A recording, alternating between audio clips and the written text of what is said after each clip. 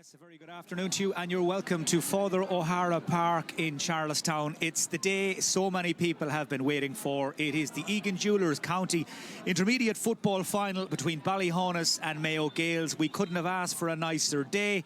Big crowd in, the atmosphere is building on the biggest day of the year for these two famous clubs. And wherever you're watching on this Saturday afternoon, 5 weeks before Christmas, we hope you can stay with us for the next few hours for this most novel of county finals, with the Sweeney Cup up for grabs. Before we set the scene with Martin Carney and continue our build-up, let's first of all take a check on the teams as they will be lining up in just a few minutes, and beginning with Mayo Gaels, and their manager James Fallon, as expected, has made a few late changes, a few customary late changes to the team that was listed in the match programme. No major surprise to see number 17 Tommy Kane and number 18 Liam Hughes come into the Mayo Gaels defence, with Brian Moran and Alan Morris the two players who drop out, while also into the first 15 comes number 19 Fenton Canavan, who did such a good job in a man-marking role on Oisin Mullen in the semi-final. He's in with Keelan McNamara, the player who loses out. Mayo Gaels captained today by Kevin Lynch, their number 10, and their top scorer John Gallagher, 128 in the Intermediate Championship for him so far. Looking at Ballyhaunis then, and Paul Jordan, their manager, has also made one late change. Number 19, Morgan Lyons, one of the veterans of the 2014 success. He starts in attack in place of Danny Murray, who drops out and will instead start on the bench. It's a very familiar looking Ballyhaunis lineup, a lot of experience, and none more so than their captain, the 36-year-old Keith Higgins, who wears 3, but will go wherever he's needed in the defence. If there's a fire to be put out, you'd imagine Keith Higgins will be the first man called up. Kevin Byrne partners Cormac Phillips in the centre of the field, and up front the big focus will be on Jason Coyne, brother of Jack, the right corner back. Jason is Ballyhaunis' top scorer in the championship so far, 26 points and counting for the Ballyhaunis corner forward. So the teams taking their positions ahead of the preliminaries, ahead of the national anthem. The match officials are in position as well. Linesman today, Eamon McAndrew from Belmullet, who's got a big day ahead, of course, tomorrow. His club out in the senior final against Knockmore, but today his focus on the intermediate final. He's running the line on one side, Ronan Gurran from Ahamore on duty on the other, and our referee is the very experienced Liam Devenny from Ballina Stephenites. As I mentioned in the introduction, beautiful day. The conditions absolutely perfect, little or no breeze, blue skies overhead, and thankfully the showers of rain we had across the county earlier in the morning have subsided.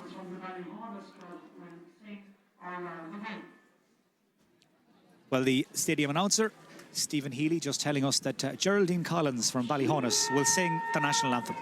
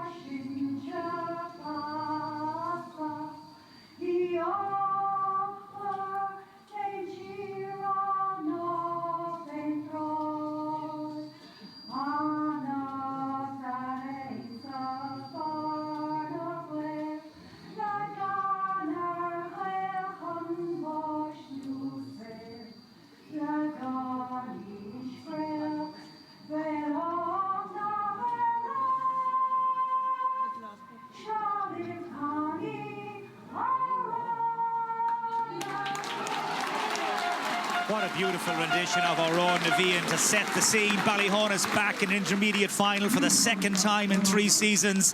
But this, a first county final at this grade for Mayo Gaels since 1998. It's been a long, long time coming. Martin Carney alongside me.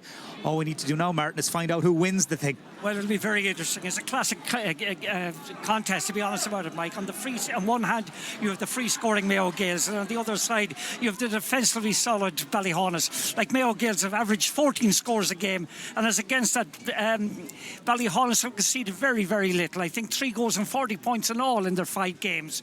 And in fact, I think they've only conceded, 3 goals in their entire campaign. But honestly, if Ballyhaunis, the guy you mentioned him earlier, if Keith Higgins can impose himself in the way he's done previously, then I'll tell you, we'll have some match.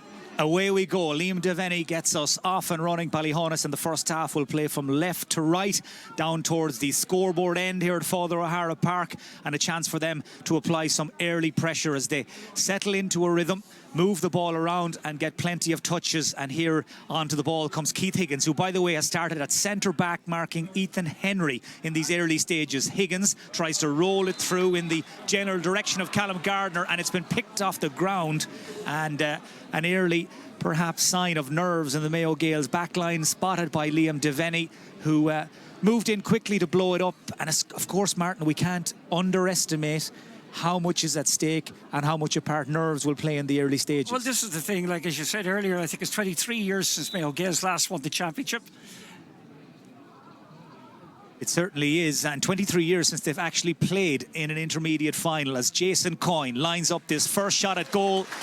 He's now kicked 27 points in the championship. It's taken him a minute to open his account. Yeah, a minute to open his account. And what you had there was a double error. Keith Higgins, poor ball into the inside line. Again, a little bit of nerves, as you said in commentary, Mike, with one of the Mayo Gaels defenders. Picked it up off the ground and left a very easy opportunity for Jason Coyne to finish. So Paul Mannion with the first Mayo Gaels kick out. He's the oldest player in the Mayo Gaels team. He'll be 29, or was 29 this year. Gets under that a little bit, hangs in the air, and up goes big Kevin Byrne to gather it.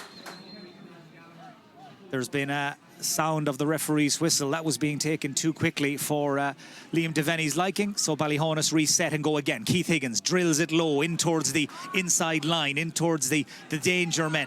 Callum Gardner was just crowded out there. Across comes Tommy Kane, brother of Rory, the centre-back. Mayo Gaels a little casual coming out. They've lost it. Turned over by Kiley. This is Morgan Lyons, such a lovely, stylish footballer, onto the left foot. And Ballyhaunis have raced into a 2-point lead inside 2 minutes. Their first score from play from the boot of Morgan Lyons. Yeah, lovely score from Morgan Lyons. Very composed on his left foot. Did a lovely little sidestep and coaxed it over the bar. But just before that, a great bit of fielding actually in the middle of the field. I think it was Kevin Byrne.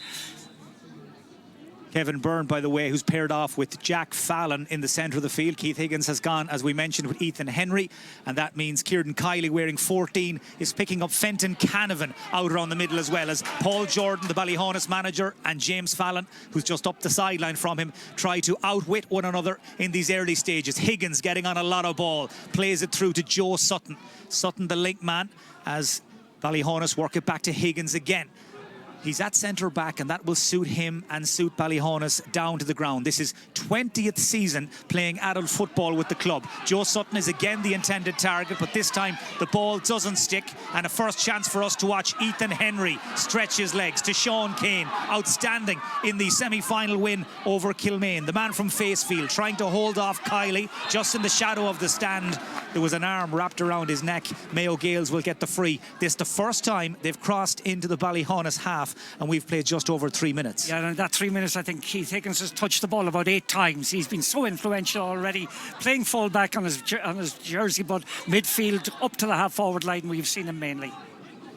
I know a lot of people tuned in and online watching right around the world. Chance for us to say hello to Paddy Kiley and Jimmy Cribben from Ballyhaunis, who are watching in Vancouver on this Saturday afternoon. Paddy Kiley, a brother of Kieran, who's out there in action. That's Ethan Henry. He struck that beautifully, drops just short. It was straight as a die, but dropped into the hands of Adrian Phillips. Just didn't have the distance, did have the accuracy. Mayo Gaels leave empty-handed after that first attack, as Jimmy Lyons over on that far side manages to tiptoe his way up along the sideline and tidied up very neatly by a very impressive Ballyhaunis defence, who have been conceding so little over the last 3 or 4 matches. Very hard unit to break down. Now they're on the attack. Sutton again. Ballyhaunis, the outsiders, have started very confidently. Sutton plays a 1-2 with Davy Cunyan. Sutton slips into the tackle, but Tommy Kane was just a little overzealous. He's been penalised. Another foul, another free in.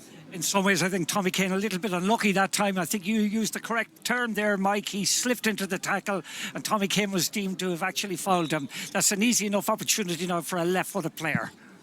We're heading towards the 6th minute of the county intermediate football final. Things going to plan for Ballyhaunis, and just as I say it, Jason Coyne has kicked that free badly wide, just didn't come in for him. And that is most certainly one that got away. That's one that got away. And the earlier one was one that got away from Mayo Gaels. And I think what we got in that one, actually, Mike, was an indication that there is a wind favouring Ballyhaunis. Just looking around at the flags, there is a slight breeze out there, all right. And it's just picking up ever so slightly in the last 5 minutes. Now, again, Mayo Gaels have had an issue with their restart. Paul Mannion went short. They've tied themselves up in a knot, and it's going to be a hot ball on the 13-metre line. Yeah, the linesman has actually brought it to the attention of Liam Devaney that time, and what we'll have is a 13-metre, a hop on the 13-metre line, on the 20-metre line, actually. So the ball didn't travel the requisite distance, and that's the issue. Mayo Gaels very reluctant to engage in a contest out the field, and they instead try to hold possession from their own kick-out, and in the end, Tommy Kane manages to tidy it up, win a free. And now Paul Mannion will get a chance to start all over again. Paul has moved out to the far side of the field, and Ethan Henry comes onto it. He's just barely out of minor. Ethan Henry played with the Mayo under-20s earlier this year. Very talented young footballer, and so much expectation on him and so many other young players in this Mayo Gaels team as Adam Gallagher tries to pick out his brother John. Across to cover came Jack Coyne. That matchup won't have taken anybody by surprise. Jack Coyne picking up the Mayo Gaels top scorer, John Gallagher. Again, Mayo Gaels just overcomplicate things. They go short with the line ball. It was too tight. Foul and a free out, and another Mayo Gaels attack breaks down. They just haven't settled at all. Haven't settled at all, Mike. Anytime they get the ball forward, they're jittery, they're giving poor passes, they're overhitting passes, and just of the two teams, Ballyhaunis certainly have got into the rhythm much easier. Striding out of defence here comes Jarlath Carney, links with Lyons, and back to Carney again. Ballyhaunis, who have booked their place in the final with wins over the likes of Park and Louisburg in the knockout stages, thanks mainly to the scoring exploits of this man, Jason Coyne, and he's just done it again. Well, he's a terrifically talented corner forward. He's a real old school inside forward. He can finish off both feet. That's a terrific score, and Ballyhaunis lead by 3 points. Yeah, and again, a very composed attack by Ballyhaunis up along the right-hand side. Got it to Jason Coyne, and again, I thought myself he was going to go in on his left foot, but it just shows how comfortable he is on either foot from a very difficult angle. He just nudged it over the bar. That's a great start for Ballyhaunis. They couldn't have asked for better. Ballyhaunis press right up again on Paul Mannion. By the looks of things, Cormac Phillips has gone to wing forward in that reshuffle as well, as Ballyhaunis have completely rotated their forward 8. I think bar Jason Coyne, nobody else playing in the position we expected them to, and it's just taking a while for the Mayo Gaels backline to get their bearings, as yet again Mayo Gaels find it difficult to find a way out of their own defence, and Ballyhaunis will attack down the centre. James Lyons, so impressive against Louisburg, runs down a blind alley though. He was wrapped up by 3 or 4 Mayo Gaels men, and the longer this goes on, the more tense, the more anxious Mayo Gaels will get. They need to get that first score. Yeah, they need to get a score. That was very good tackling by the Mayo Gaels defence. Interestingly, that's the first time that Ballyhaunis have gone down the central channel, and Mayo Gaels were comfortable in defending that. It's along the wings they've had the difficulties. Well, as we mentioned at the outset, Ballyhaunis looking to win the Sweeney Cup for the first time since 2014. It's their second final in 3 seasons. They've been here and done that previously. It's all new for Mayo Gaels, as that powerful barnstorming run up the centre from Rory Kane leads to a foul and a free in. He's an outstanding attacking presence. Rory Kane loves to get forward. He was so good at minor and under 20 level for Mayo these last few seasons, and he's a big part of the Mayo Gaels game plan. Yeah, very creative and very penetrative. That time he took in 3 Ballyhaunis defenders as he went through, and he just got the foul from them, and again a kick in front of the goals. Difficult distance perhaps for Ethan Henry. Right on the 45, Ethan Henry, he's got a big right boot, and that has sailed over the bar. 1-5 for Ethan Henry in the championship. He opens Mayo Gaels' account. It's taken them just over 9 minutes. Over 9 minutes, but what really impressed me that time is how well he struck that ball. That cleared the bar by quite a distance. So Mayo Gaels are up and running, and this county final is taking shape nicely. Joe Sutton, again, the first man to react to the breaking ball, and James Lyons, who's finding a lot of space, creeps forward into the corner to Morgan Lyons. He's one-on-one with the defender, trying to go by his outside shoulder, nothing doing. Lyons forced out and away from goal, and this allows the Mayo Gaels defence time to reset. And it's that man, Joe Sutton, who handles so much ball, who's involved again as Ballyhaunis come back in an attempt to go forward. Keith Higgins, the four-time All-Star, one of many Ballyhaunis men who played in the county hurling final this day last week. Again, he's trying to just drop it in invitingly in front of Callum Gardner. Doesn't stick, and away goes Adam Gallagher. So experienced, the former Mayo senior footballer. Gallagher, though, turned into a second tackle. Just took a step or two too many. Pull for overcarrying. He pulled for overcarrying and thought a little harsh. His arms were pulled actually on two occasions that time. I think it could have gone Mayo Gaels' way.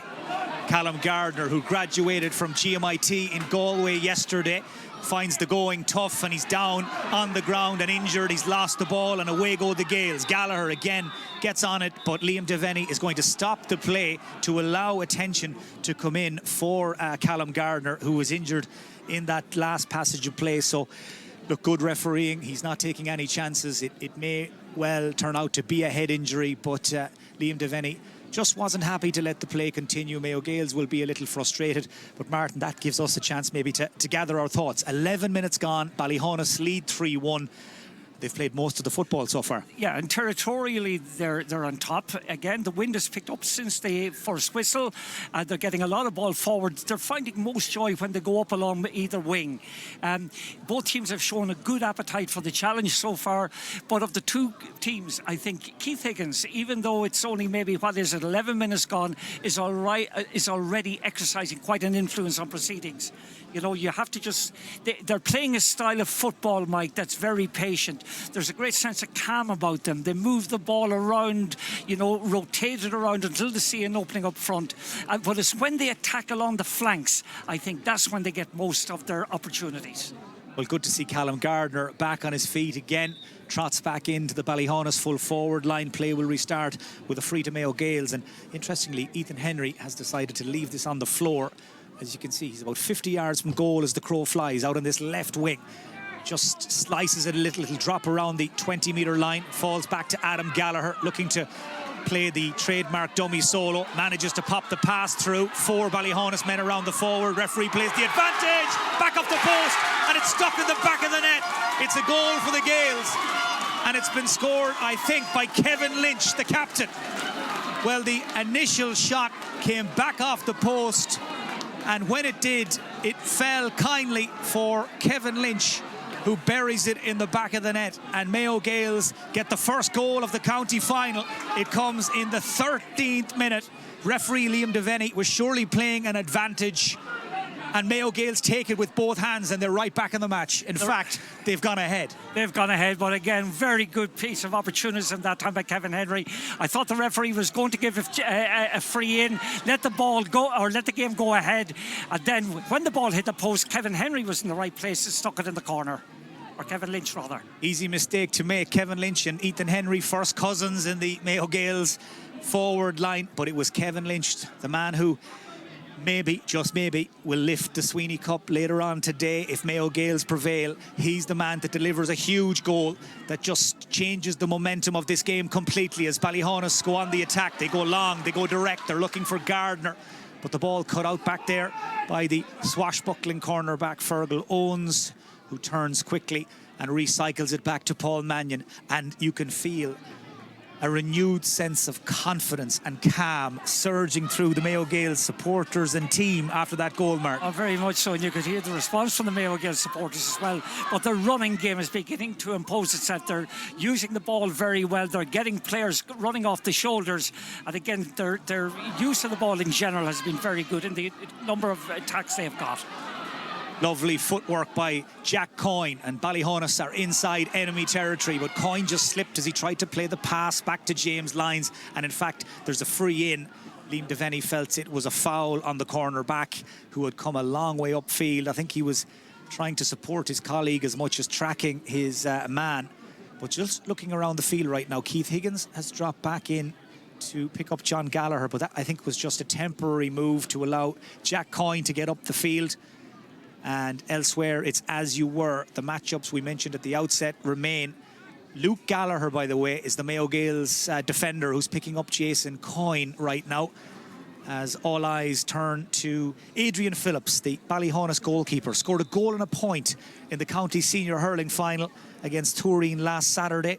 Ballyhaunis coming out on the wrong side of the final scoreline, relinquished their county title in the process. He's a big man, Adrian Phillips. He's got a massive belt of a ball. It comes back off the post. Danger not cleared. Half chance for Jason Coyne. Back off the timber again. Well, two different pieces of woodwork denying Ballyhaunis in the same attack. Adrian Phillips and Jason Coyne unlucky not to raise a flag, and Mayo Gaels count their blessings. Yeah, that could be a pivotal moment in the game, actually, Mike. The first one, again, hit the post high up. The second one, a deflected shot, came off the left-hand post. Good opportunity for Ballyhaunis in one respect, spurned. But going back to the Mayo Gaels goal, there was no real threat when that ball went in initially. There were so many Ballyhaunis defenders back, and they will be disappointed in conceding that score. Certainly questions will be asked of just how exactly. I think it was James Jennings wriggled his way through to get the initial shot off. Ballyhaunis without a score now for 9 minutes. They've conceded 1-1 without reply. Here's Jack Fallon, son of the manager, spots the run of Adam Gallagher, but it was just beyond him. It was just a tad too much pace on it. It took it away from the forward and into the back's hands and cleared away out as far as the waiting Jason Coyne. And Ballyhaunis will move this at pace. This is Jack Coyne. Men breaking inside to his left. Jack Coyne again. Just one man inside. Jack Coyne stopped in his tracks with a big hit, and eventually he wins himself a free. But there's so much pace and there is so much movement when Ballyhaunis break like that. Oh, that was a beautiful passage of football. I think Jack Coyne started the move back in his full back line. Keith Higgins was herring back to try and actually kind of cut out the threat of Adam Gallagher. But the way they moved the ball, again, Mike, I've mentioned it a few times, down the flanks was very, very impressive. And there was a good opportunity there brewing for them before the foul was committed. Just keeping an eye on the matchups for you. Two-man Mayo Gaels full forward line, and it is Davy Cunyan marking James Jennings, Jack Coyne on John Gallagher. Adrian Phillips has come forward again. What a belt of a ball he's got. Good job there's a net catcher behind that goal, because Adrian Phillips hit it like a bullet. High, straight and true. The whistle sounds to signal the first water break. That, by the way, was a first score for Ballyhaunis for 10 minutes in this county final. It stops the rot, and it means the sides are level for the first time after 17 minutes. And Martin, I don't think we, people watching, or people here in Charlestown, could ask for much more. Oh no, it's been a most enjoyable game, played in a very positive spirit. Both teams, okay, they're setting up quite defensively, but when they break, actually, they break very impressively. There's some wonderful passages of football, actually. Great overlapping, good handling of the ball, and both teams showing a gluttonous appetite for the fray. Of the two, I suppose, territorially, Ballyhaunis have been there, I suppose, on top. They're very comfortable with their system, but they would like maybe to have embellished what they have done with a few more scores. As you said there a moment ago, Mike, 10 minutes was too long a period to actually not have managed to find the scoreboard, and they will be actually having a word about that over there in the huddle. Martin, we wondered beforehand who would have the big influence on this game. Would it be the players we expect? Would a dark horse come from nowhere? Who are the players for you that so far have settled into this game and are dictating things from both perspectives? Well, as you said, the four-time All-Star Keith Higgins has been brilliant, I think, in the opening passage of play. He's been involved, I think, in the first 3 or 4 minutes. He was involved, by my reckoning, 8 times. At the other side of the field, Adam Gallagher has been very good. I've been impressed when Rory Kane has managed to get forward. Again, showing great pace, great strength, and again, is a big influence.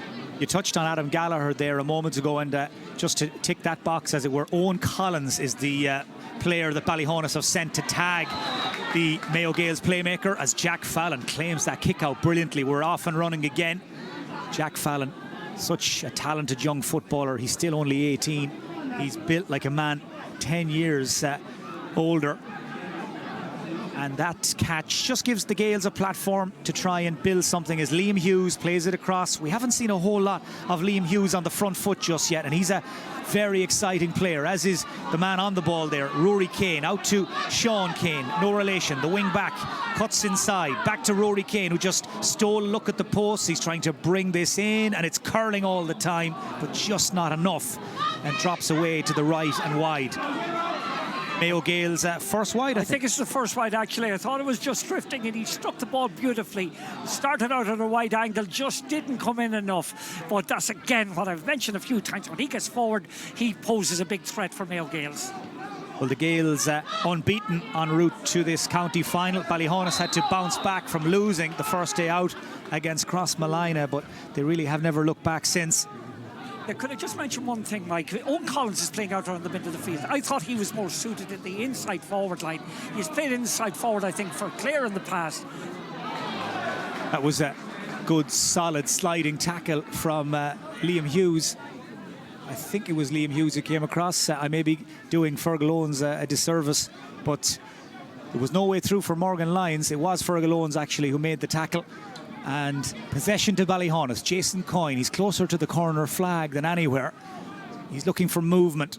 The run is made by his brother Jack, and he's picked him out. Jack Coyne from Ballinlaw shoots on sight off the outside of the right. And a poor wide. It cancels out the miss at the other end almost. But after a fairly frantic start, Martin, it seems like things have started to settle down. It's settling down, although that time again I think matters were just a little bit rushed by Ballyhaunis. It was a great line ball from Jason Coyne to his brother Jack Coyne. Great vision in it, but Jack Coyne just snatched at that and shot a bad wide. Paul Mannion trying to mix up the kickouts. He was looking there for Adam Gallagher, broken away off by Collins. Line ball taken quickly, and away goes Sean Kane. The Ballyhaunis defence are caught out of position as John Gallagher pulls out of the middle. Here he is, coming on the loop, Killian O'Connor style, shoots across the face of goal and wide. And I think he's just telling Sean Kane he needed that pass a fraction of a second earlier, Martin. Yeah, but again, what impressed me was Keith Higgins' reading of the situation. How he managed just before the pass was even given, come in and cover the kicker as the kick was just being released. Yeah, he almost handed the forward off, as it were, and then picked him up again. It was extremely well done by Higgins. Adrian Phillips' kick out, not quite sure if he meant it, but it's worked out. Ball played through to Gardner. There's a real buzz of anticipation when Gardner gets that ball as players break off him, but this time Ballyhaunis, they're handling not what it might have been, and Jarlath Carney out around halfway will try and set Keith Higgins racing forward. By 1 and 2. Higgins sets his feet. He couldn't score from there. He has. Keith Higgins with a wonderful point. Well, he rolls back the years once again, and Keith Higgins, the Ballyhaunis captain, kicks his team back in front. Well, you come a long way to actually see a better point of that. That was delightful. The way he sidestepped through two or three Mayo Gaels defenders. Looked as if he was going to pass for a couple of moments, but just shot it high and handsome over the bar. But we have said it a few times, Mike, as long as he can influence matters for Ballyhaunis, they're going to be in this game right to the bitter end. Well, Keith Higgins, that line about class being permanent springs to mind as the ball breaks in the centre of the field, and Joe Sutton again is the first man to react.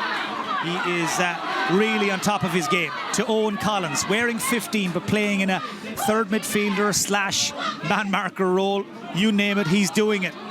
Ball is loose, it's on the floor. Missed by James Lyons, picked by Fenton Canavan, and Canavan uses the side door to play Jack Fallon onto the ball. Sean Kane just in the nick of time played that ball away, but a free against Mayo Gaels. Ball touched on the ground, and Liam Devaney is being nothing if not consistent by his application. In particular in the technical fouls, very, very good in that. But another issue that's beginning to actually kind of manifest itself is the physical, shall we say, superiority that Mayo Gaels enjoy. In 50-50 clashes, they're coming out the better, and they're just that little bit stronger physically than Ballyhaunis. What a score. Well, when they get the ball moving quickly, Ballyhaunis, they're very hard to stop. And Mayo Gaels, again, somebody switched off. Nobody picked up the shooter. And that's now a 2-point lead for Ballyhaunis. I'm not sure who the shooter was. I think it was Owen Collins actually got on his left foot. And again, playing out around the middle of the field, came off the shoulder and struck it very confidently. It was Owen Collins. It's another different scorer for Ballyhaunis. I make that now 6, is it 5? I beg your pardon. 5 different scorers. Here's Joe Sutton on the attack again.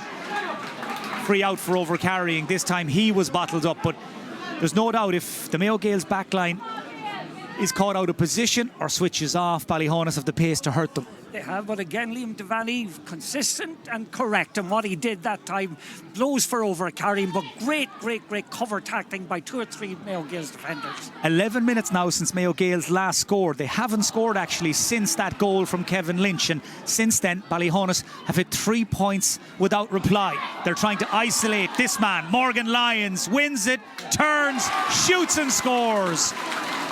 Well, he had a terrific season when Ballyhaunis won the intermediate back in 2014.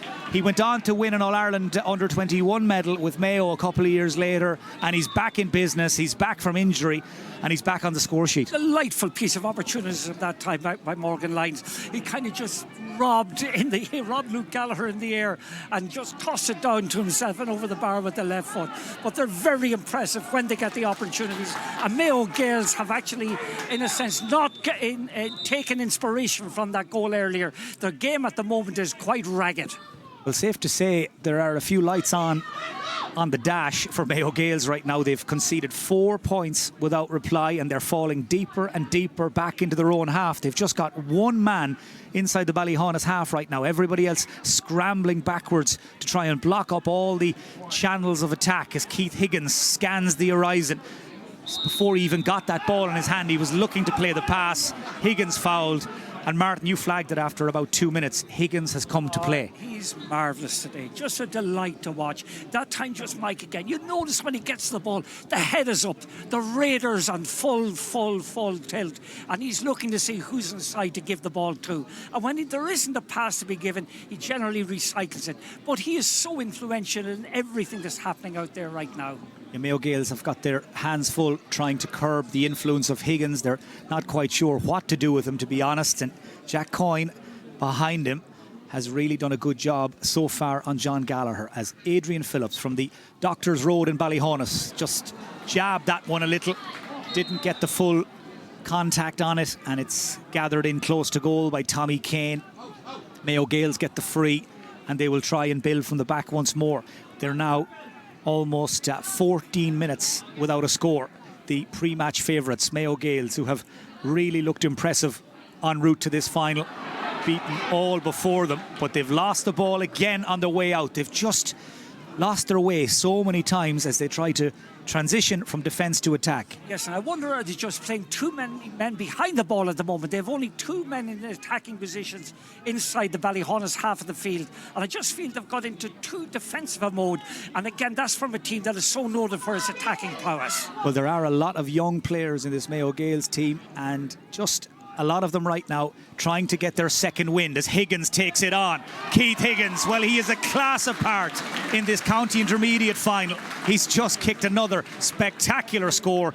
Everybody backed off. Higgins knew it, picked his spot, and strokes over his second point from play. A beautiful flourish that time by Higgins again. Just delayed for a moment.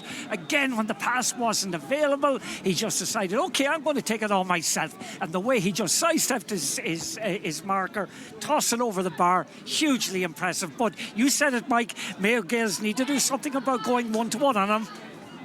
Yeah, right now, Higgins has the run of the place. He's the lord of the manor, and Ballyhaunis are attacking in waves. They've hit 5 points in a row. Mayo Gaels seem powerless to stop them getting another, or as many as they want. In fact, now there's a stoppage in play. One of the Ballyhaunis lads will need a bit of treatment. I think it may be Morgan Lyons who's a little bit the worse for wear. But Mayo Gaels, I think, might be a little relieved to have a stoppage. It gives them a chance to maybe just gather their thoughts. I see the Ballyhaunis selector John Prenty is in on the field, checking on Morgan Lyons' welfare. Not a bad man to have in your backroom team, John. That's for sure, in many ways. The best man going, fair play to him. I think he was in just to check that everything was going the way it should be there, John Prenty. His son, John Jr., among the Ballyhaunis subs today, by the way. He's 37. He's come back to try and win another intermediate medal. But right now he's watching his teammates out there do as they please. They've opened up a 4-point lead here, and they're full value for it. Joe Sutton, man who was born in Kildare, Player of the Year for the Haunis 2 years ago when they went to the final and lost to the Neil. Lovely over-the-shoulder pass by James Lyons, but he didn't quite execute the hand pass the way the referee would have liked, but it looked good. Technically incorrect, though. There wasn't a striking action. But again, Mike, fortunes can change very quickly and without warning in football. And I would not write Mayo Gaels out of this yet. They have a good win to come in the second half. It is picked up. And I think once they get regroup at half-time and get somebody to kind of nullify the influence of Higgins, I think they're in with a shout. Man on the ball here for the Gaels is Liam Hughes. He's trying to wrong foot Kevin Byrne. Two men who would have played soccer against each other, I'm sure, in recent months. Liam Hughes with Ballyglass, Kevin Byrne for Ballyhaunis Town. Liam Hughes actually scored a hat-trick for Ballyglass a few weeks ago in the Mayo Super League. Very talented all-rounder, as is this man, James Jennings, who actually lives in Limerick with the Ballyhaunis cornerback Jack Coyne. They're students in UL together. Fenton Canavan in towards John Gallagher. They need to get him on the ball more, their top scorer, but he's just driven off the ball by Jarlath Carney. Fairly and squarely, said the referee. That wasn't foul on Adam Gallagher. Well, Ballyhaunis prepared there to do whatever it took to stop Mayo Gaels at source. At source, yes, very much so. And I felt myself they ought to have got the free in that little bit earlier. I think the foul was committed a little bit earlier. But nonetheless, it's about, 50 metres or so out now in front of goals. And again, with Ethan Henry, such prowess actually in long-range kicking, it's certainly within his range. 18 minutes since Mayo Gaels scored. Just one score from play, that the goal from Kevin Lynch. Ethan Henry, this must be 60 yards out, and he's got a big boot, but not quite big enough. Dropped by the goalkeeper. It's stuck in the back of the net, won't count. Free out. I don't think the Gaels supporters saw or wanted to see Liam Devaney's arm in the air, but he had blown. I think he's adjudged that Adrian Phillips was fouled. He was fouled actually when he got the ball, but I feel it might be again for a technical issue of one of the Gaels players being in the small rectangle before the ball came in. But one way or the other, Ballyhaunis will be relieved, free out, and now they're counter-attacking again. So Mayo Gaels do stick the ball in the Ballyhaunis net, but doesn't count. Whistle had sounded a couple of seconds earlier. We're into additional time at the end of the first half, but that's if you don't include the water break stoppage, so still a bit of time to play. That was a really good run by James Lyons. Gives it to Jason Coyne. He's been kept fairly quiet in the last 10 or 15 minutes, but now he's on the ball. Now he's trying to make something happen. It's a very tight angle, and that's just wide. Ballyhaunis' third miss of this county final, but they're tipping along 4 points in front. And I see Adam Gallagher is now a lot closer to Keith Higgins than anybody else was for the first 25-26 minutes, and yet again a short kick out from Mayo Gaels has gone wrong. Oh, it's gone wrong completely. They're fit as Ballyhaunis. They're in so many ways kind of, impressive in that. But when it comes to technical issues, they're making a lot of mistakes, and that's symptomatic of a lot of nerves out there that haven't got into the rhythm at all. 2 scores over the course of 30 minutes is a very, very poor return. And when you think about the second of those scores was as far back as the 12th minute, and they just simply are not at the races right now. Right from the very start, they've had problems with those kickouts, the short ones. They've been handled on the ground, they've been spilled, the ball hasn't travelled far enough. It's almost as though Ballyhaunis have spooked them with the press. They've got in their heads, and Mayo Gaels just having issues getting the ball out and away from danger. And again, they bring it into the tackle and they leave without it. That was Liam Hughes, his pocket pick by Jason Coyne, who goes by a couple of Mayo Gaels men, hits the floor, free in. They are finding it so hard to get out of their own backline. Yeah, the way that Ballyhaunis turned the ball over that time, and again, a lot of credit is down to Jason Coyne. I know he's been the main scorer in the championship so far, but by God does he work, Mike. He's been, his work rate, his ability to tackle, his ability to turn over the ball. We saw an example of it there, and now he's going to try and finish off his good work with trying to score from the free. Well, he's one of 3 Ballyhaunis starters who are based in Dublin, Jason Coyne. And he's just missed again. That's 2 or 3 wides now for Jason Coyne. Just 2 points to show for his efforts so far. 1 from a free, 1 from play. On another day, he he would be filling his boots. So it remains a 4-point lead. Yeah, and just watch again as the kick out has been taken, how Ballyhaunis are pressing up on the Mayo Gaels defence. And your word earlier, Mike, they have spooked Mayo Gaels in a big way in that respect. This time Mannion goes for Lynch, slips through to Ethan Henry, and he's won a free. Plays it inside. They're looking to find some daylight, some space, something to work with. 21 minutes now since the Gaels scored in this county final. It's a damning statistic, and they've just been turned over again. Time and time again they bring the ball into the tackle and Ballyhaunis strip it from them. Obviously some excellent work being done on the training ground by Paul Jordan, Ronan Kenny, Brian Mulrennan and the rest. That was a 50-50 ball. Sharp intake of breath all around us as two men narrowly missed each other going at full tilt. Adam Gallagher clips it out to this left-hand side. Rory Kane runs onto it, chips it on the run. Hasn't time to bend his back and lift it. Knows the clock is against the Gaels. We're heading towards the half-time whistle. This may well be the last attack, and Ballyhaunis have reset the defence. And as you can see, the Gaels are finding it difficult to find a way through. Liam Hughes from Ballyglass on the ball again. Kevin Byrne is stalking his every move. The Gaels have taken too long, and Fenton Canavan in frustration kicks the ball away as the half-time whistle sounds. And if ever we needed, I suppose, an illustration of the kind of difficulty the Gaels are having and the Gaels are in, Martin, we saw it just there. You saw a cameo there, which explained everything to you. And what I would say, if you look at it, Mayo Gaels had very few players up in attacking positions in the field. They're so kind of intent on getting their defence and keeping the defence tight that they're actually not allowing enough players get forward when they have good scoring opportunities. There was nobody forward that time when the ball was there to actually be delivered quickly to the back or into their inside line. But overall, it has been Ballyhaunis' half in a big way. There's been variation to the game. Their game management is much better than Mayo Gaels, and they're having a stellar performance from Keith Higgins. He's been wonderful throughout the first half, and others are deriving so much benefit from that, and they're taking so much inspiration from it. Well, Ballyhaunis, the outsiders, started well, they finished well also, and in the mid part of that first half they weren't playing badly either. In fact, the only time that Mayo Gaels showed us what they could do was when they scored that goal really in the 12th minute, a goal from Kevin Lynch that put them in the lead, but only briefly. And since then, Ballyhaunis have hit back with a vengeance. 5 points without reply.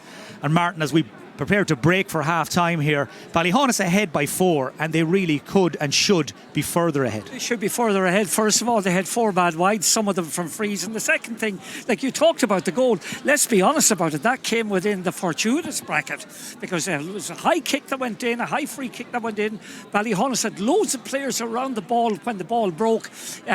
Whatever way, I'm not sure who it came to or who scored it. I think it was Kevin Lynch actually put it in the net eventually. But it was one of those boys. It was the way goals. It was the way the cow killed the hare.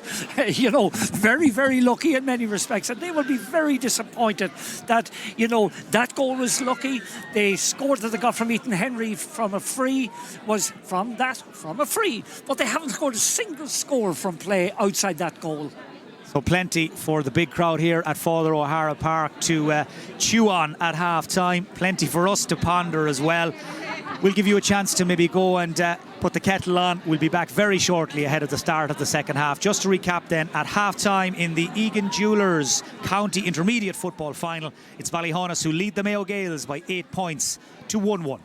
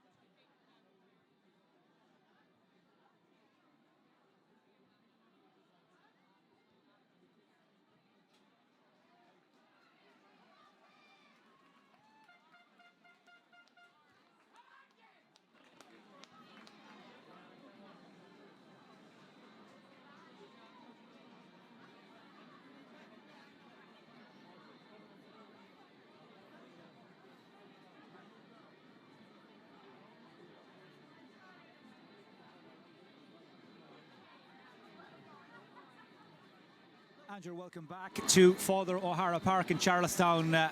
No major surprise to see Mayo Gaels emerge from the dressing room first. I'd imagine James Fallon's message was fairly short and sharp. No shortage of experience in the Mayo Gaels management team. James Fallon, the manager, and his selectors, Dermot Brown and Aidan McDonough, they all played on the 1998 team, the last team from the club to win this competition. And they're ably assisted by Kevin Welch, the former Gary Moore manager, very highly rated and regarded coach. And if you were to hazard a guess, Martin, we have a fair idea what the message generally would have been. Get stuck in, or worse to that effect. But from a tactical point of view, what can or should the Gaels do now to try and get back into this? Well, they have to get more men into attacking positions, or they have the wind behind them in this half. So I'd imagine there'll be a little bit more use of the long ball. Now, as against that, Ballyhaunis have a very good defensive system. Already we see that Keith Higgins is in a loose situation out there, prepared to play a sweeper. But they have to rouse themselves. All aspects of the performance will have been dissected and examined at half-time. But they need to play with a bit of urgency and a bit of energy, something that we didn't see at all in the first half. Just looking around the field, it doesn't look like either team have made any changes, but we'll try and keep you posted as best we can. Liam Devaney is checking that everything is in order. As Martin mentioned, Mayo Gaels will have the breeze behind them in this second half, and away we go. The county intermediate football final has reached the halfway mark, and an early free for Ballyhaunis as they try and build on that half-time advantage. The Gaels without a score since the 12th minute. Can they get going? Because if they fall much further behind, this will get away from them very quickly. Davy Kenyan, his brother Johnny, among the Ballyhaunis subs, still making his way back from a cruciate ligament injury, as James Lyons takes a heavy knock down here in front of us. That will lead to another stoppage. And of course, this suits Ballyhaunis down to the ground, Martin. Suits Ballyhaunis, and again, we talked about the influence of Keith Higgins in the first half, and we wonder what remedial action Mayo Gaels would take. But what I've noticed, they've put Alan Brennan out in them, and I just, in that build up to that, during that last piece of play, Alan Brennan didn't watch where the ball was at all. He was simply looking at Keith Higgins, and he's been, actually, I say, assigned to follow him no matter where he goes. Yeah, he's very highly regarded in Mayo Gaels, Alan Brennan. He's got a really high work rate. He certainly won't be found wanting in terms of putting in the tackles and putting in a shift. But the problem now for Mayo Gaels is that Keith Higgins has got his engine running, and he's up to full throttle, and he's already enjoying himself out there. And a point made to us as well at half-time, Martin. Ballyhaunis, they play so many matches here in Charlestown. They know the place like the back of their hand. It's a very familiar feel to them as we watch them again make themselves at home. Higgins involved twice in the one move. He's looking for Sutton. Back to cover for the Gaels. Doing his best there was Rory Kane, and it's gone out for a 45. But just to finish that point, Martin, this is literally a whole new world for Mayo Gaels in so many ways. Whole new world in so many ways. They're a much younger team as well. There's much more experience in the Ballyhaunis team. But this is a pitch here that Ballyhaunis are so comfortable with and so used to playing on, both, you know, at kind of divisional level and at kind of county level. But the other issue too, again, that they have to that Mayo Gaels have to kind of deal with. When you start badly, Mike, in a game, it can be very difficult to kind of kickstart halfway through the half or halfway through the second half. That free from Adrian Phillips has just dropped short, and Paul Mannion, the happiest man in the place to see the ball drop into his hands eventually. Takes a very short run up, Adrian Phillips. Doesn't bother with these long-winded approaches. It's a three-step and bang, and worked nicely for him midway through the first half. Kicked a long-range point. That one, though, just short. As Sean Kane, the Mayo Gaels wing-back, creeps forward. He's looking for John Gallagher. They're trying everything to get him into the game. Now Gallagher has it inside towards Ethan Henry. Out comes Adrian Phillips. And all that gym work he's famous for doing comes in handy. I'm told pretty much lives in the gym, the Ballyhaunis goalkeeper. He's a PE teacher by profession. And that time he was off his mark very quickly. Another chance now, though, for the Gaels maybe to put something together. Liam Hughes off to James Jennings. He's had such a quiet game. He has been really shut down by Davy Kenyan, who's getting stuck in again. Kenyan with the toe poke forward to Gardner, free to Ballyhaunis, and the Gaels are caught out of position again. Joe Sutton, he's got men to his left and right. He's trying to give it to Jason Coyne. He's under pressure from Luke Gallagher. Coyne does well, manages to stretch himself to win it, turns into the defenders. He knew exactly what he was doing, and he's won his free. He's won his free, but there was a goal opportunity on that time if the right pass had been given. On the far side of the field, I think it was the wing back actually, was it David Cunyan was getting forward. He was completely loose. Had the ball gone over there, I think he had a great opportunity of bearing down on goals. Oh, what a miss from Jason Coyne. I think everybody in the place had that one chalked down. And his free taking has just not been on point today, but I don't know how he missed that one, Martin. No, that was quite an easy chance for a player of his calibre. Again, underhit it, maybe too confident about it, but goalkeeper, I think, Paul Mannion fielded it confidently. Yeah, just too casual there, Jason Coyne, and you wonder, will those misses, those type of misses, come back to haunt them?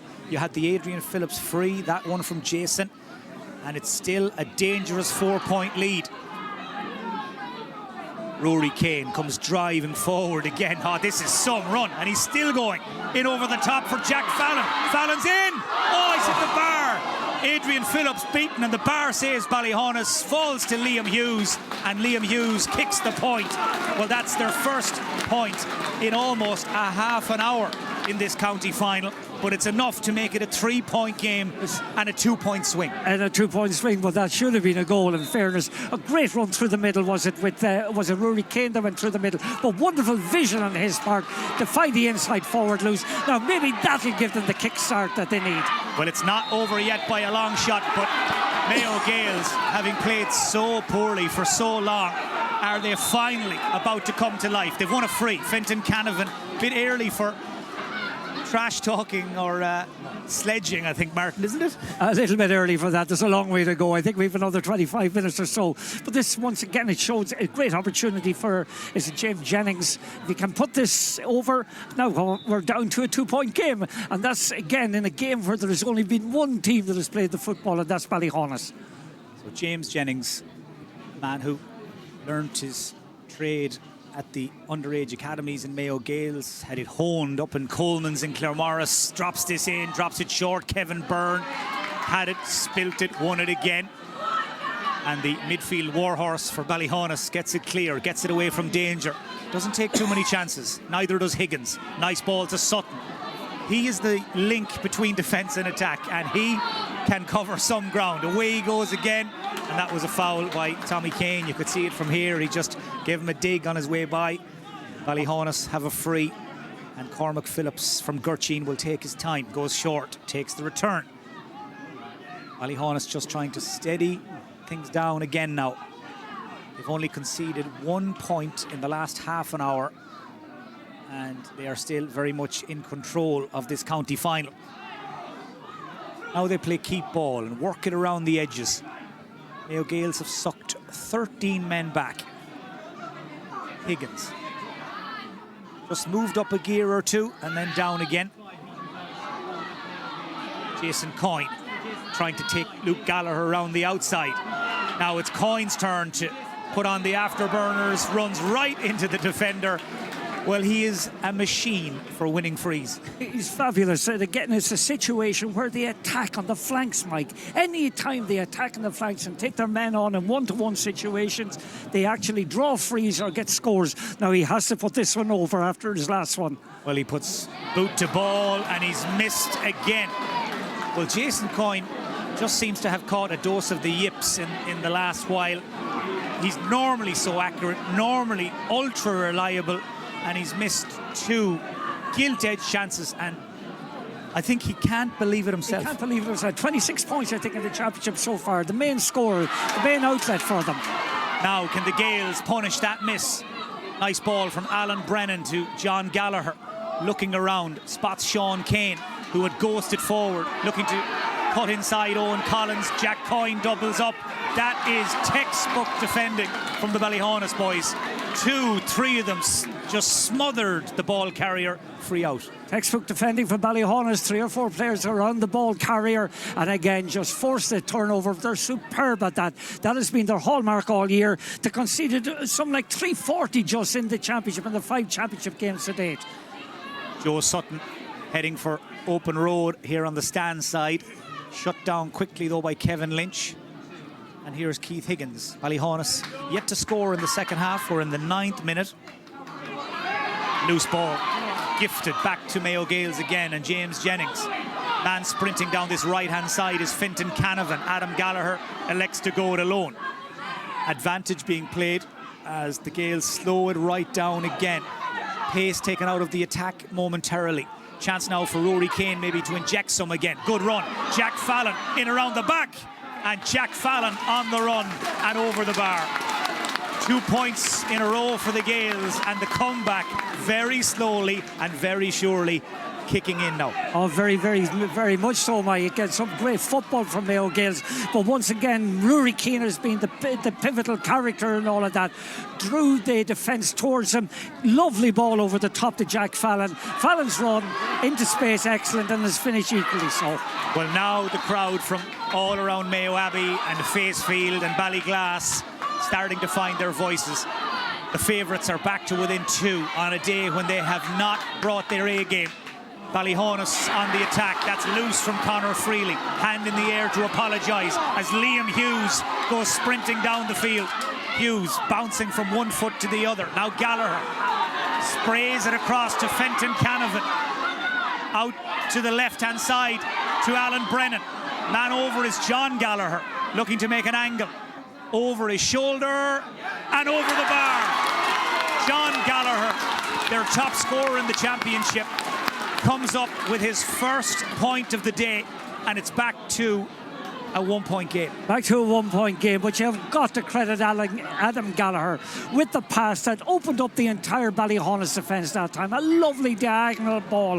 Eventually it came to his brother John, who kicked the ball over his shoulder and over the bar. But Mayo Gaels are drawing inspiration from the play of, I think, a particular centre-back, Rory Kane, but equally so, they're actually getting, a lot of encouragement from the misses that Ballyhaunis have had. Those 2 free misses by Jason Coyne, most uncharacteristic, have breathed life into Mayo Gaels. So a change on the Ballyhaunis team, and this is tactical. They're taking out a forward, Morgan Lyons, and they're bringing in a defender, Johnny Kenyan, man who ruptured his cruciate ligament last July of 2020 against Mayo Gaels in a Michael Welsh League game. He's only back playing football again for the last month or so. He's in to the county final. Now we'll have a stoppage for that heavy challenge by Kevin Lynch on a Ballyhaunis man. But let's just catch our breath, Martin. We are 11 and a half minutes into the second half. The Gaels have hit 3 in a row from Liam Hughes, Jack Fallon and John Gallagher. And it might not be quite game on yet, but we're getting there. We're getting there very much so. And, when you think about it, you go back what I said to you earlier, Mike, where Jason Coyne had the opportunity to put, I think, maybe put 5 or 6 points between the teams with two good place kicks, but missed both of them. Now Gaels have responded so positively as a consequence of that. Good run from Conor Freely. His uncle Ivan played on the Ballyhaunis team back in 1988 that won this championship. Gets Ballyhaunis moving in the right direction. Gardner to James Lyons, who just let it drop out of his hands as he tried to break the line. Ball hacked clear, but only as far as the waiting Jason Coyne scoops it out towards the right wing, but nobody there in a Ballyhaunis jersey. Instead, it's a Gaels man who reacts quickest. And as luck would have it, the momentum of Adam Gallagher there took him out over the line. And Ballyhaunis have possession again. Still without a score in the third quarter. Without a score at all. Again, funny enough, in this quarter, actually, we just haven't seen Keith Higgins getting forward enough. And maybe some of that is down to the fact of the attention that Alan Brennan is giving him. Yeah, Alan Brennan getting much tighter, much closer, and Keith Higgins not being given the run of the place as Jarlath Carney looks around. Mayo Gaels, well, they're digging in, they're sitting in, 14 men back, making it a lot harder now than it was in the first half for Ballyhaunis to get through. Owen Collins, another of the hurlers who lined out in the county final last weekend, plays county football with Clare, tosses it over to the right-hand side. Kieran Kiley. Now Kevin Byrne. And a first touch for Johnny Kenyan, just in off the bench. Oh, lovely ball to James Lyons to open it all up. Lyons! Oh, what a goal! James Lyons with an absolute rocket into the back of the net. And Ballyhaunis make the big breakthrough. 13 and a half minutes into the second half. Wonderful goal for Ballyhaunis. The score they needed. James Lyons finished it, but the quality ball from Johnny Kenyan, the way the pass, just the way it opened up the Mayo Gaels defence was absolutely superb. A brilliant finish from this man, the ponytailed wing back James Lyons, who's broken into the Ballyhaunis team this season and hasn't put a foot wrong. Brilliant against Louisburg in the semi-final, and he's just scored a goal that if Ballyhaunis go on to win this will be talked about for years and years to come. 1-8 to 1-4. They hadn't scored for the third quarter, and then James Lyons goes and does that. Then boom. Yeah, but it was the weight of the pass, Mike, from Johnny Kenyan that set the whole thing up. But in fairness, there wasn't much wrong with the actual finish. Not much wrong with that pass either from Adam Gallagher to Liam Hughes. Big hit. Hughes on Sutton. Back towards Gallagher. Was he fouled? Yes, he was. Free in. Liam Devaney, who is clocking up the mileage, I can tell you, around Father O'Hara Park today. He is up and down relentlessly. Gives the free in, and that's Ronan Commons I see coming. He's Mayo Gaels' answer to Oisin Mullen is the best way to put it, I think. The ponytailed substitute. He's in, and Kevin Lynch is the player, I think, who's been withdrawn. But Ronan Commons will bring pace and energy, and he's gone straight in on James Lyons as Ethan Henry stands over this free. They're all big kicks in a county final, Martin, but this is particularly big. This is a big one. Oh, he hasn't caught that at all. Well wide from Ethan Henry, and it's been that sort of a day. Just when it seemed like they were getting on a run, they lose momentum again. Yeah, it's extraordinary again. Just in the first half when they got the goal, the air went out of the tyres. This time again, when they got the 3 or 4 points in a row, or 3 points in a row rather, one would have thought the momentum was with them. But basically, though, that goal actually has overturned an awful lot of the positivity that had actually turned in Mayo Gaels' favour. Well, there goes the signal for the water break. That will tell everyone, all concerned, that we've reached the last quarter. And now look at the state of play. Ballyhaunis 1-8, Mayo Gaels 1-4.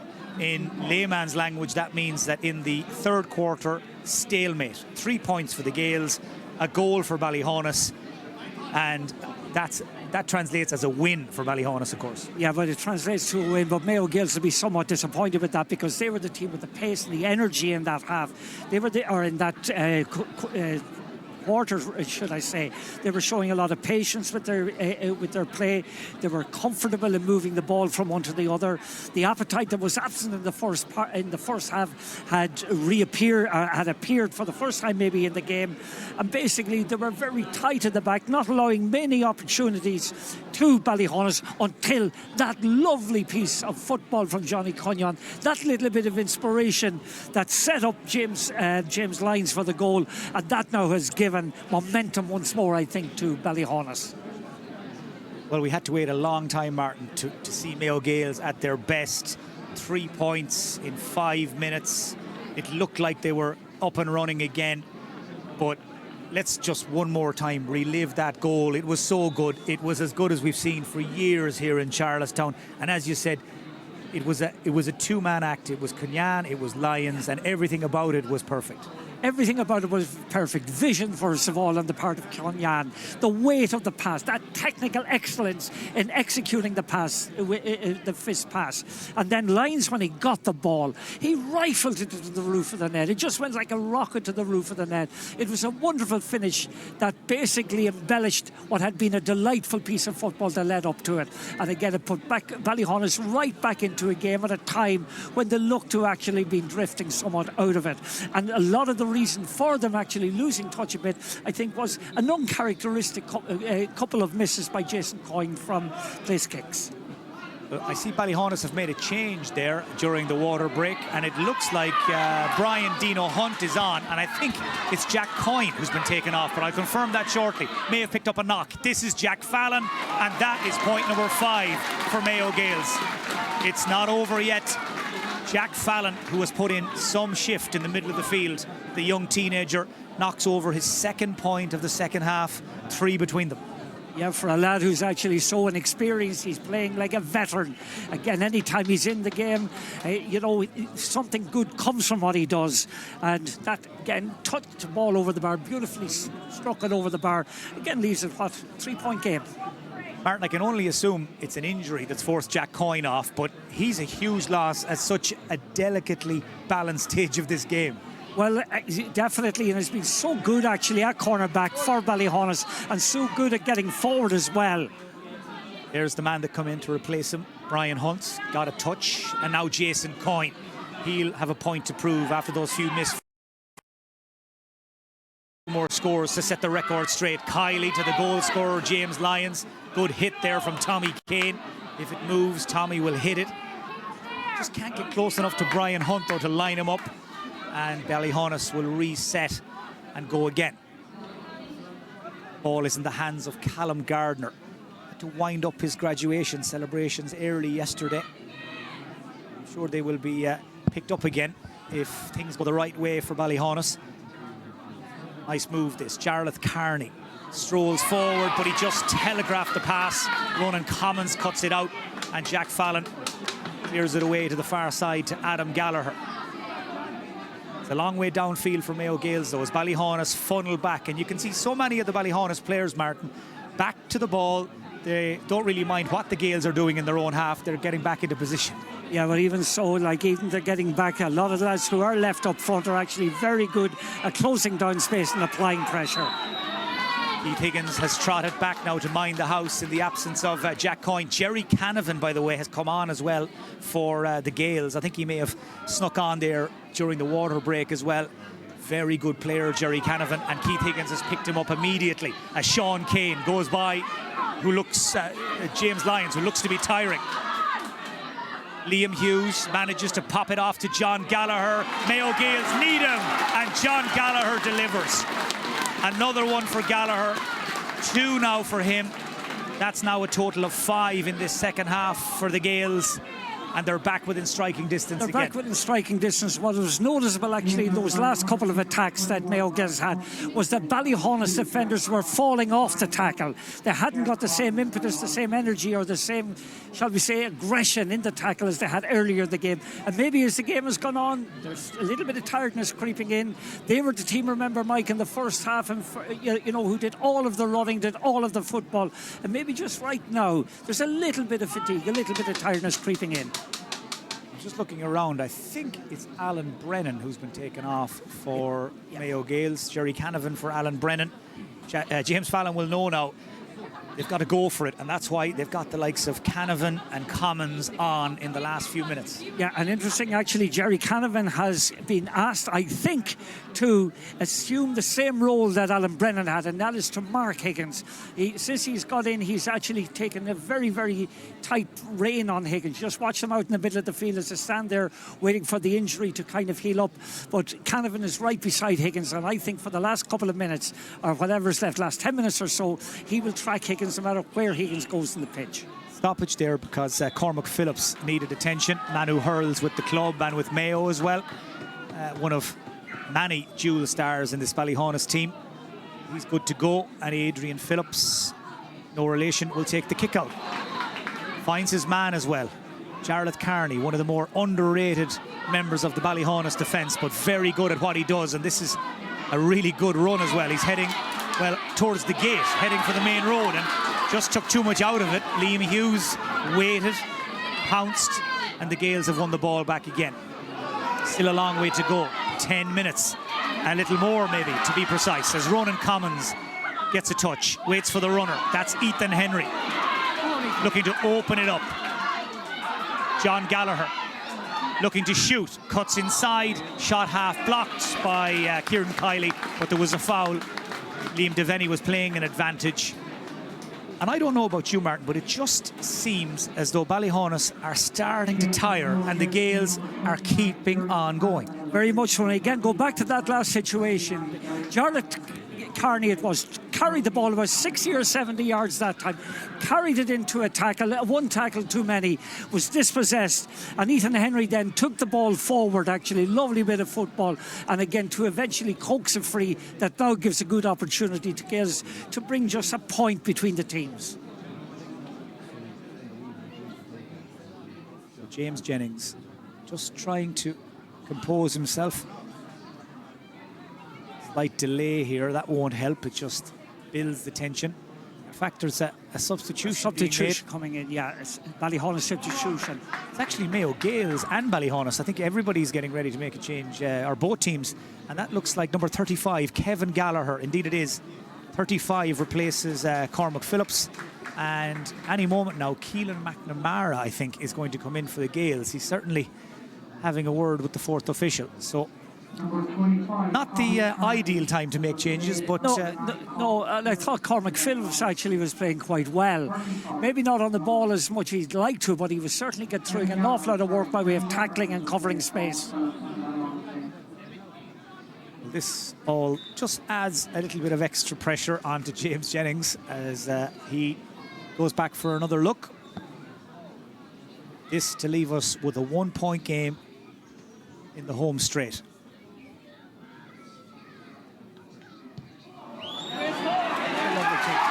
Beautiful. Right over the black spot.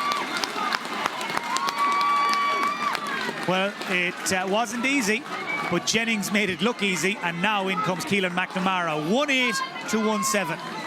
Could be extra time yet, Mark. Oh, there will be extra time, but the way it's going, it certainly is possible. But Ballyhaunis are finding it very, very difficult to get the ball down the field. And again, maybe not getting Higgins forward as much as they would like to, as much he was doing in the first half. He just orchestrated everything in the first half, but not having the same influence since half-time. So away we go again. Ballyhaunis, who led at half-time by 4 points. They've only scored a goal since half-time. That's the goal from James Lyons. The Gaels down at the other end have hit 6 points. But have they left it too late, Mayo Gaels, to get going? Or can they time their run to perfection? At Ballyhaunis move breaks down, ball spilled. And here's Keelan McNamara. Has so much experience from his days with Hollymount Carramore. Gets on the ball. Ethan Henry knew the hit was coming from Kevin Byrne, braced himself, wins his free. The tide has certainly turned. Oh, the tide very much turned in favour of Ballyhaunis, or in favour of Mayo Gaels at the moment. That was a crucial interception by Owen Collins. Came across to break up that attack and set Ballyhaunis away. Callum Gardner. No Ballyhaunis player ahead of him. Now support arrives, but the pass was delayed. It wasn't as clean as it should have been. Won back by the Gaels, and they've won a free. Now it's their turn to put the squeeze on and turn the ball over again and again. Yeah, underlying weaknesses are beginning to emerge now in Ballyhaunis. Their passes are not finding the intended target, and that time there was a great opportunity for them up front. There was a lot of space to attack, but they messed up. Well, wherever you're tuned in right now, I'd imagine if you're a Mayo Gaels or Ballyhaunis supporter, the nerves are jangling. This county intermediate final is going the distance as we thought it would in advance. Ballyhaunis with the slenderest of leads, and they've just managed to win the ball back. Well, the ball has just been given away so cheaply by both teams as tiredness kicks in on the soft ground. Jason Coyne forward to Davy Kenyan. He's had his hands full with man-marking duties for most of the day. Now he goes on the attack. Jarlath Carney to Kevin Byrne, and they go all the way back to Joe Sutton. They'll be patient and they'll probe. This is Kevin Gallagher, the Ballyhaunis substitute. Nice ball to another substitute, Dino Hunt, a man who's got so much hurling experience and football too, to Gallagher. Not a bad soccer player, Kevin Gallagher. Under pressure, pushed over, free in. It eats into the clock. It gives Ballyhaunis a chance to score, and it just stalls that Mayo Gaels comeback a little. Yeah, they'll just slow everything down here right now. It'll be interesting to see who'll take this free kick. I think actually Jason Coyne. Jason Coyne, in fairness to him, he may have missed the last two, but he's got the courage, the character to actually take this on again. This is a huge kick for Ballyhaunis. So Jason Coyne, will he go for it? Will he go for something short? He's winding up like he's going to go for it. He's missed so many easy ones. Will he score the hard one? Of course he will. Jason Coyne with a wonderful kick, a terrific score, just to give Ballyhaunis some breathing space. We never should have doubted him. After a catalogue of errors, the catalogue of errors we've seen the last while, to have kicked that score, that will infuse new life into Ballyhaunis. That was great character shown by young Coyne that time. Well, they had conceded 3 points without reply, Ballyhaunis. It's their first point of this second half, and it's enough to double their lead. We're into the last 4 minutes of normal time. There'll be another stoppage. The Ballyhaunis medical team are being called in. The medical team who have been in a few times today, but nothing serious, thankfully. This will, again, though, eat into the clock. Yeah, and two or three things I would like to mention. First of all, the sportsmanship that has been evident there in front of us today. It's been a very hard game, but it's been very, very contested, and it's been very well refereed by Liam Devaney. I must say, like, we so often are critical of referees, but he has had, in my book anyway, a fine day in terms of applying the rules of the game. Just going back actually to Keith Higgins. Keith Higgins is playing full back actually now as we speak. He's back there in the full back line, just manning it at the moment. I think the absence of Jack Coyne maybe has forced a readjustment on the part of Ballyhaunis to kind of realign their defence. So we're into the last 3 minutes or so. These will be some 3 minutes, Mike. Certainly will, or they certainly will. Joe Sutton is okay, that's the good news. 2 changes have been made in the meantime. Liam Herr is on for Ballyhaunis instead of Callum Gardner, and Brian Moran is in to the Mayo Gaels team instead of Fergal Owens. This is Jack Fallon looking for another big score in every sense of the word. 3 points, all from play from Jack Fallon from Mayo Abbey. He had 5 points coming into the county final. He's hit 3 keepers in this second half. 1-9-1-8, and the Gaels refused to bend the knee. Yeah, that's an inspirational score from Jack Fallon that time. Didn't see anything in front of him, nobody moving off the shoulder or anything. Took responsibility, great score. Ball caught by Davy Kenyan, spilled it, and the Gaels break forward at pace. Liam Hughes to Ronan Commons. This would be the equaliser. James Jennings, it's over. The Gaels have come back from the brink, and James Jennings has kicked them level in the 58th minute. Great score from Jennings that time, but again, you just look at Ballyhaunis in that situation. They're looking very tired. They're not getting close to them. That kind of tenacious tackling that was a feature of the game up to 10 minutes or so ago, that has disappeared. Well, not so long ago, Ballyhaunis had Mayo Gaels right where they wanted them. Missed a few chances to put this game away, or certainly put it beyond reach of Mayo Gaels, but they didn't, and the Gaels have stuck at it. They've taken their scores, and they're right back in the game, and we're right back at square one. We're back at square one. Liam Devaney has called for a technical free there. Advantage wasn't accruing, so now Ballyhaunis will have the opportunity to move forward. But look at what they're doing, Mike. Straight back to the goalkeeper. Next score could well win this, and probably will. Johnny Kenyan back to the keeper, Adrian Phillips, and Johnny Kenyan again. The man who's missed so much football, back in the thick of the action once more, trying to play it through to Liam Herr, but it's a misplaced pass. It was well cut out back there by Brian Moran from Ballyglass, who's just come into the game. His uncle Johnny played and managed the Gaels back at the beginning of the decade, but he's in now to try and help out and do his bit. Keelan McNamara flicks it outside, and now the break is on. Ballyhaunis men racing backwards as Rory Kane comes flying down the field. Lovely to watch in full flight. Tosses it outside to Adam Gallagher. Now Jerry Canavan. Confidence won't be an issue. He takes on the shot.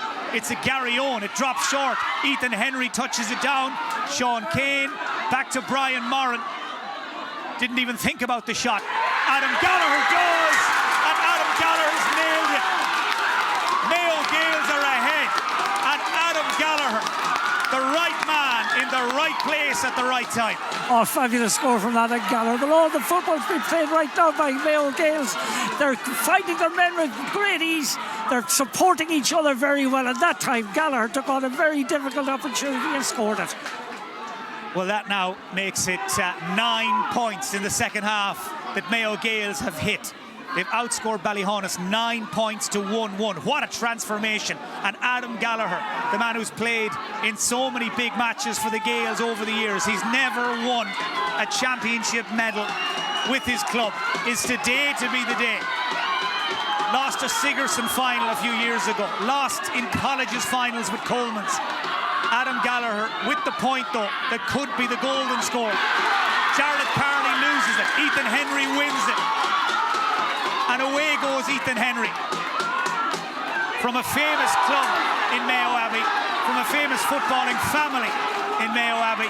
And he's been tackled and fouled by Davy Kenyan, and that's a black card. Oh, clear. And Ballyhaunis down to 14. Yeah, but that's a symptom of actually where Ballyhaunis are right now in their heads. That was just a reckless challenge, a challenge that kind of didn't benefit their team at all. It's a tired challenge of a tired team at the moment, and it's just everything is in Mayo Gaels' favour right now. They'll slow things down, they'll just wait for the opportunities to emerge, and Ethan Henry certainly won't be rushing this. Martin, I know we've got a fair bit going on, but you might give a bit of thought there to your Mayo GATV man of the match. I'll get you to name it in just a moment. Ethan Henry back to Jack Fallon. The Gaels lead by 1. Is Adam Gallagher to be the match-winning hero? It would be some story. It will be some comeback if they can hang on from here. Or can Ballyhaunis conjure up one last chance and force this game to extra time? Look at Ethan Henry go. Ethan Henry with the insurance point surely to win it for the Gaels. Oh, wonderful score by Ethan Henry. Again, for such a young player. My good God, above the way he took on his opponent that time. Kicked it over the bar. That was a great score. A match-winning score. 1-11 to 1-9. There's so much drama and so much excitement. I think even the scoreboard operator has lost the plot, or certainly has down tools. They're watching the game like everybody else, but it is 1-11 to 1-9. 2 between them. A goal would win it for Ballyhaunis. 2 points, and we're heading for extra time. Yeah, but when you think about it, in the second half, 10 points Mayo Gaels have scored. Some of those, the vast majority of them actually, Mike, from play, and some of them absolutely excellent. Mayo Gaels defend, Ballyhaunis attack, and Mayo Gaels stand their ground, and it's that man, Adam Gallagher, who else, who manages to win it, feed it back to, I think Keelan McNamara is at the bottom of that ruck, and he wins a free for the Gaels. So Martin, assuming this game will end in a Mayo Gaels win, and we can assume very little, who is your Mayo GATV man of the match, and who is on the shortlist? Well, the shortlist anyway on Mayo Gaels side, Rory Kane and Jack Fallon and Ethan Henry. James Jennings also for some nerveless finishing from frees. But if I was to pick a man, I would pick Jack Fallon rather at midfield. He scored 3 vital points in the second half. In the 9th minute, he got their 3rd point of the game. Again, that actually gave them a little bit of confidence to stay in the game. Immediately after the water break, it was he who again got a fine score from distance and brought them within a point then of Ballyhaunis at a time when they needed that bit of inspiration to put them, again on the road to what I think is victory at this stage. Well, what Ballyhaunis would give right now to have Eamon Phillips out there. They're injured forward. They're just crying out for somebody up front to get on the ball and to make something happen. Eamon Phillips, who's been sidelined with a knee injury for the season, for the championship season, and what a loss he's been. But Mayo Gaels have put in some second half as Ballyhaunis send practically the entire town up into the square in front of the Mayo Gaels goal. Adrian Phillips will drop it in. Anything could happen, and probably will. Ball squirts through to Carney. Jarlath Carney looking for the pushover try, as it were. Free out. He was barging with the ball, and the Gaels celebrate. They know they're on the verge. Liam Devaney looks at the watch. Black card for Keith Higgins, And it has to be for something he said, Martin. It must be for something he said. I think it's my good friend Paddy Cully down in front of me giving me the insurance that that's actually what happened. But just going back to Mayo Gaels, you have to credit their courage, their resilience, their ability to come back from what seemed a seemingly impossible situation at half-time. But I remember saying, Mike, the fortunes can change quickly, and we're warning in football, and that's what we have seen in the second half of this excellent final. Ballyhaunis are now down to 13 men, 2 in the bin, Davy Kenyan and Keith Higgins, and still they play on. Joe Sutton knocks it in around the house. Out comes Mannion, and Paul Mannion, the oldest man on the Gaels team, wins the ball, wins the free, wins the match. And Mayo Gaels are county intermediate champions for the first time since 1998. It is heartbreak for Ballyhaunis. It is a day of glorious celebrations for Mayo Gaels. After all the near misses and the bad days and the dark days, the Gaels are county champions and are heading back to senior football again. They're heading back to senior football. There's a lot of just unsavoury things happening out of the field at the moment. Liam Devaney is getting earfuls from a number of players there, undeservedly so.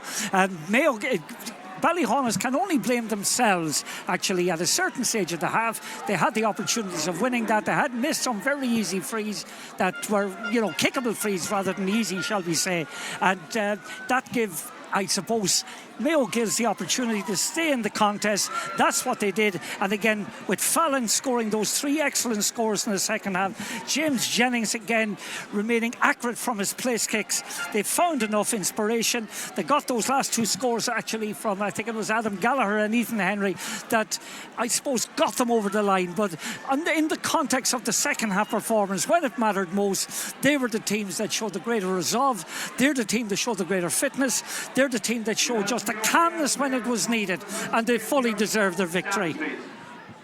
And Martin, when you consider the age profile of this Mayo Gaels team, their best years still ahead of them, and they've just gone and won an intermediate championship. That's right, and when you look at it, Mike, was it 23 years ago? I think it was in 1998 when the last won a championship, and to have bridged that gap, a lot of those boys weren't even born when they won the last time. And if memory serves me correct, Martin, I think they might have beaten Ballinrobe by a point. Well, you're a Ballinrobe man, and I can still see that little bit of, that tinge of regret there, a little bit of hurt. But no, they fully deserved their win today, and the way they just kept in the contest. That old kind of cliche, stay in the contest no matter how things are going, no matter how much you're behind, just stay in the contest, and they did that. I said there was tables smashed at half-time in the dressing room, there was words spoken, there was players got earfuls that they haven't heard since maybe they were christened. But there's no doubt about it that they fully deserved the win in the way they just stuck with things, the way they showed that character, and the way they took their scores, Mike. Let's be honest about it. Some of the scores they got in the second half were top class. Like I thought at a time when James Lyons got that goal just before the water break, that would have given Ballyhaunis the impetus. It would have revitalised them. But no, it didn't. They only scored 1 point after that, actually. And you know something, Mike, we mightn't have given enough credence to in the game. That wind actually got up as the game went on. It was a much, much crisper wind, a much more meaningful wind, and a much more influential wind in the second half than it was early on. And maybe that's in some respects what accounted for Mayo Gaels getting so much ball forward and getting so much more scores. Well, we're going to stay with the scenes here, and we'll wait for the trophy presentation, and we'll let you soak up all the drama and the excitement. And before we talk, Martin, a little bit more about Mayo Gaels, it's their day, the winners write the history and all of that. What about Ballyhaunis, and what about the regrets they're going to have in the days and weeks ahead? Oh, they'll be broken-hearted over this. I mean, at half-time, when you think about it, it was 8 points to 1-1. That goal, actually, that Mayo Gaels got in the first half was very, very lucky. It was a kind of a scrambled goal, a broken ball from a high free kick that went in. Nobody seemed to be claiming it, and next thing, the ball was in the net.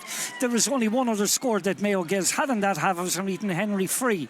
And, Ballyhaunis had played all the football. They were doing all the right things. They were finding the men. They were comfortable with their system, and basically at half time I thought that it was very much theirs to lose. theirs to lose, because this young Mayo Gaels team hadn't turned up. They were making mistakes. They were kind of just making uncharacteristic errors that you wouldn't expect from them, and they were showing their inexperience in bucketfuls.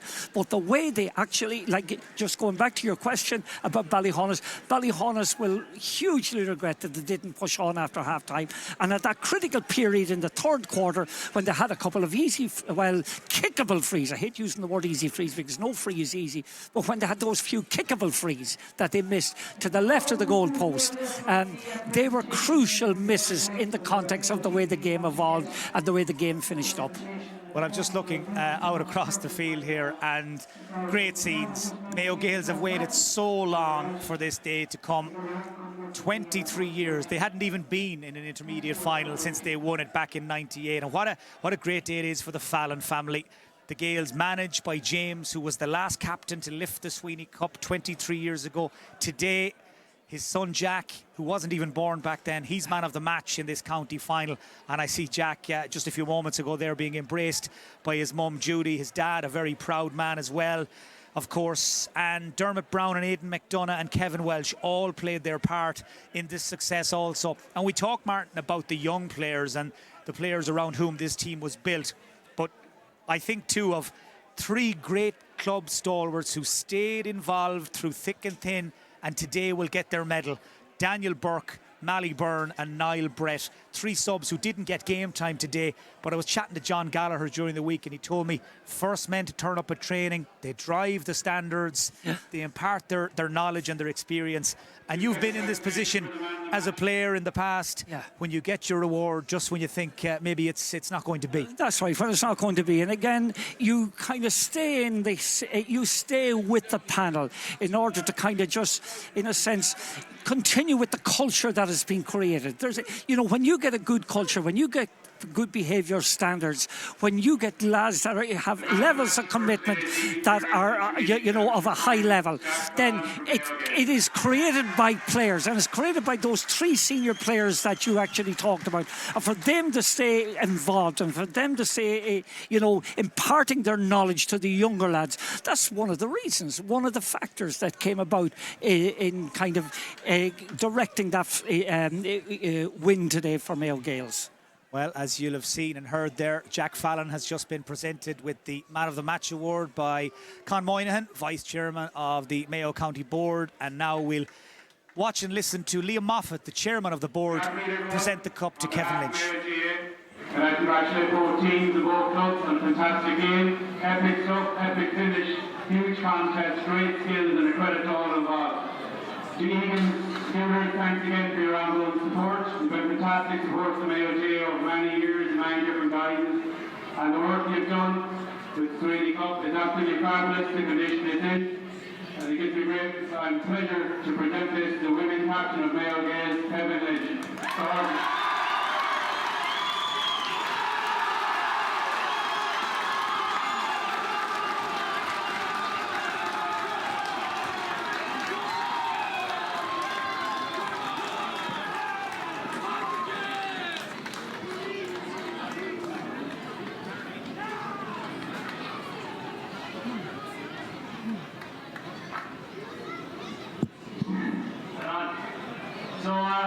First of all, I'd just like to say a quick few words to the officials, to the referee and his linesmen and his team. So it's never an easy job. There's two teams absolutely desperate to win this game today, and to be in the thick of it and trying to keep some order on it is not an easy task. So well done. I don't envy you, but you've done a great job today, so thanks a million.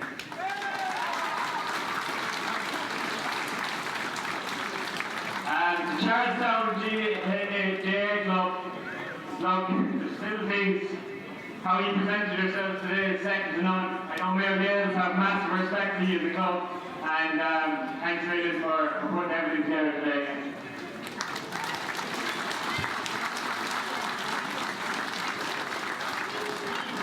To our opponents, Ballyhaunis, look lads, nothing I'm going to say here is probably going to ease the loss today.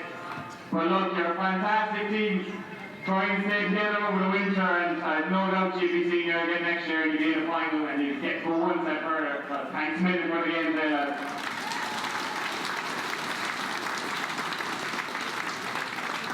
And to our sponsors, look, it's not easy to keep a senior team on the road. It's an expensive job. The standards in the GA are getting higher and higher all the time.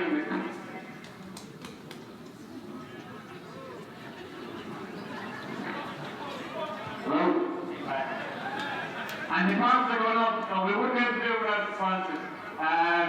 Judy down in Ballyhaunis, Joe Welch from Welch Construction, Jerry Welch in Killings, Joe in the drumming, and club legend John Daly.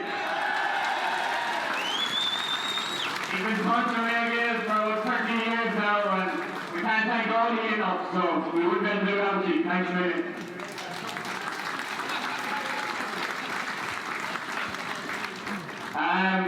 To our backroom staff and our management team, there's a few people I need to get through here, so a special mention to two club legends, Carmel and Jared Prendergast.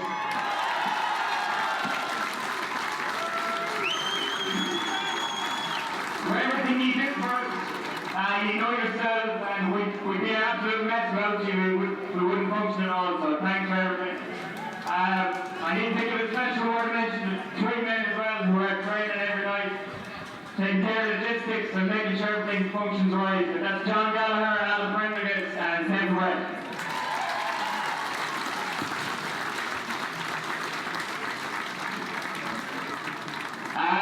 To Shane, our physio, came on board this year. He's done a great job. He worked as hard as anyone, and look, Shane, we're delighted to have you on board. Thanks a million for everything. And Sylvester on staff and big allowances. The level of detail he goes into is absolutely second to none, and he's a massive, massive benefit to us this year in our preparation, so thanks Sylvester. A quick word mention to two lads who helped us out this year as well. Keith McGrath and Kieran Fitzgerald from Carlin, who came down and helped us with training sessions throughout the year. They showed us how to train and, more importantly, how to conduct ourselves and the culture you need to set to be a successful senior team. Thanks, lads. To our management team themselves, our two selectors, two club legends, Aidan Mack and Dermot Brown. They were part of the last team that won the intermediate Mayo Gaels. And it's a case of good cop, bad cop with these two.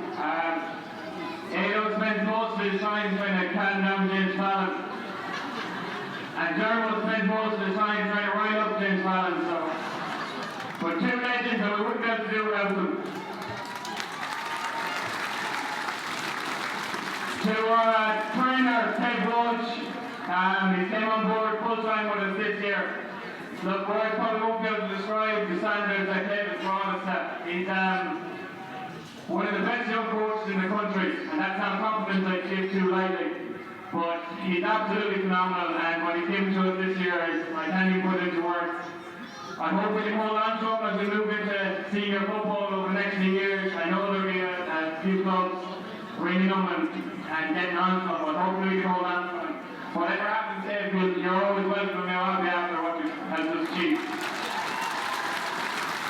To the main man, James Fallon, look again, what can I even say here? Anybody who knows Mayo Gaels knows what James Fallon brings to the club. We're going on probably 40 years at this stage as a player, a manager, an underage coach, and I think he was even chairman at one point. He took us over 3.5 years ago. We were in a really low ebb, just about survived junior. And the night he was ratified, I knew well we were going back to senior football.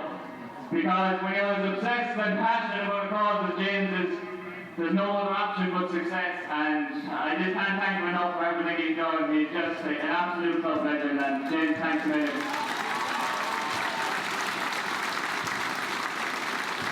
And finally, just a quick word to the people of the club. Look, there's so many people here, I could hear all night if I was to mention names, but you know who we are, every single one of you. Although James took us over 3 years ago, this has been a 15, 20-year building process. And there's so many people responsible for that. And the people in the office here is proud of football people any part of the country. We've underachieved a little bit at senior level. We've been a little bit flaky over the past 15 years. But look, tonight we're back at the top table of Mayo football. And I'm just delighted the great people on Facefield, Ballyhaunis and Mayo Abbey have something to cheer about finally.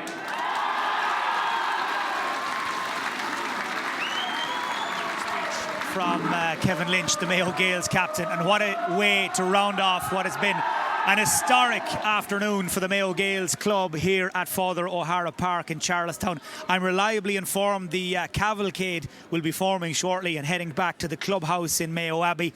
They might even make a short hop across the border to Ball later on tonight with the Sweeney Cup, I was told a few minutes ago as well, because of course Ball and Mayo Gaels, the great neighbours, the great rivals, will both be playing senior championship football in 2022. And before we go, I know a lot of people today thinking of the late great Tommy Duggan, one of the great stalwarts of the Mayo Gaels club, who passed away earlier this year. He's in a lot of people's thoughts today, and I'm sure Tommy would have enjoyed seeing his club go back to senior football again after all these years. Martin Carney, we'll leave the last word to you. It's been a really enjoyable day, and Kevin Lynch, note perfect with that speech. Oh, absolutely. Hit all the right notes all the way. But again, Mayo Gaels note perfect also. And the game followed similar patterns, Mike. Like in the first half, Mayo Gaels got a goal and 1 point from a free. In the second half, Ballyhaunis scored 1 goal and 1 point from a free. And you know, that comparison was there. But what amazed me for a young team like Mayo Gaels, how nerveless their finishing was in very difficult situations. And there were greater vitality than Ballyhaunis, and they were much more self-assured in critical moments. I feel myself that Ballyhaunis, they weren't able to, in particular Keith Higgins wasn't able to influence the same influence in the second half as he did in the opening one. I feel that they possibly concentrated on defence from too early a stage in the game. And again, I just wonder, you know, okay, the 2 misses from frees didn't help, but also was the injury to Jack Coyne had a lot more influence on the outcome of the game than we might have imagined. But overall, on the basis of the characters shown and on the way they stayed in the contest and stuck with their task, Mayo Gaels were fully deserving of the win. My thanks to Martin Carney for his company and his analysis. Just to put it into context, the last time Mayo Gaels were intermediate champions, the same year the Good Friday Agreement was signed. It's been a super Saturday, I can tell you, here in Charlestown for the Gaels today. The final scoreline once again, it's finished. Mayo Gaels 1-11, Ballyhaunis 1-9. The Sweeney Cup is heading back to Mayo Abbey.